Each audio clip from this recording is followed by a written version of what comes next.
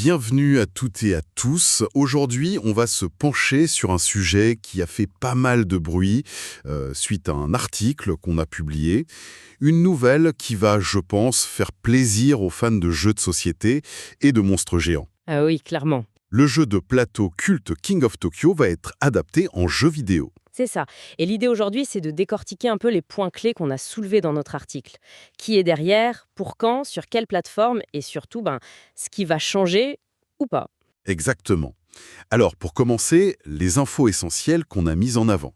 Le jeu s'appellera tout simplement King of Tokyo.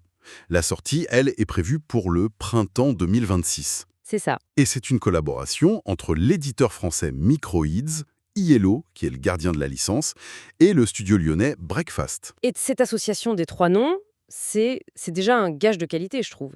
Ça montre une ambition de respecter l'œuvre originale, de transposer vraiment l'expérience des baffes et des dés, mais avec une manette. Et ça sort sur PC via Steam, PS5, Xbox Series et Nintendo Switch. On a même noté qu'il y aurait des versions physiques sur PS5 et Switch, ce qui est une bonne nouvelle pour les collectionneurs. Ah oui, c'est un bon point. Mais passons au point qui a fait le plus réagir dans notre article, le grand changement, la direction artistique. Ah, le fameux virage esthétique. C'est audacieux, c'est le moins qu'on puisse dire. Carrément. On oublie complètement le style cartoon, très coloré et un peu enfantin de l'original. Là, le jeu passe à une 3D inspirée des estampes japonaises traditionnelles Lukiome. Oui, on a cette image en tête qu'on a décrite des monstres comme Cyber Kitty qui détruisent Tokyo dans un décor digne d'un Hokusai, mais moderne. C'est magnifique, c'est sûr. Mais est-ce que c'était pas un risque? L'identité de King of Tokyo, c'était aussi ce côté fun, très accessible. C'est une excellente question. En fait, en renforçant le côté kaiju, le monstre japonais, le jeu gagne en gods, en impact, en majesté.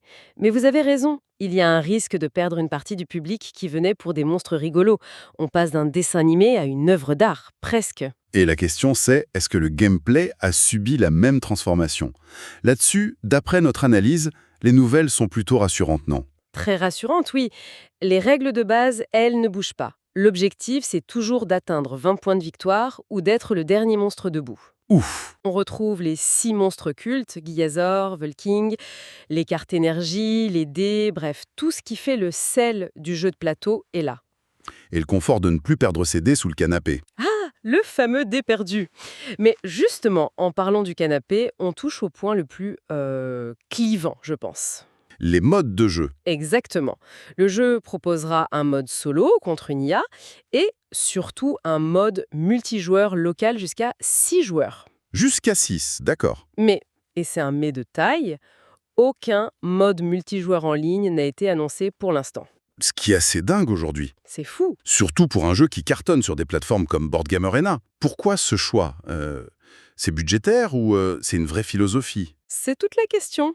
On peut y voir une volonté de revenir à l'expérience originelle, le couch fight, les amis qui crient dans le même salon, mais c'est aussi se couper d'une énorme communauté qui a appris à aimer le jeu, justement en ligne. C'était un pari, quoi. Un pari sur la convivialité locale à l'heure du global. Un pari commercial au moins aussi audacieux que le pari artistique. Donc pour résumer, une adaptation qui s'annonce fidèle dans ses mécaniques, audacieuse dans sa forme, et potentiellement clivante dans son choix de se concentrer sur le jeu local. Comme on le disait à la fin de notre article, rendez-vous au printemps 2026 pour savoir qui sera le vrai roi de Tokyo. Et ça nous laisse avec une dernière pensée peut-être. En choisissant de privilégier l'expérience conviviale du salon, les développeurs posent une question. À l'heure où les communautés en ligne sont le moteur de la longévité d'un jeu, une expérience purement locale peut-elle encore suffire à couronner un nouveau roi? Le canapé, finalement, peut-il vraiment rivaliser avec le monde entier?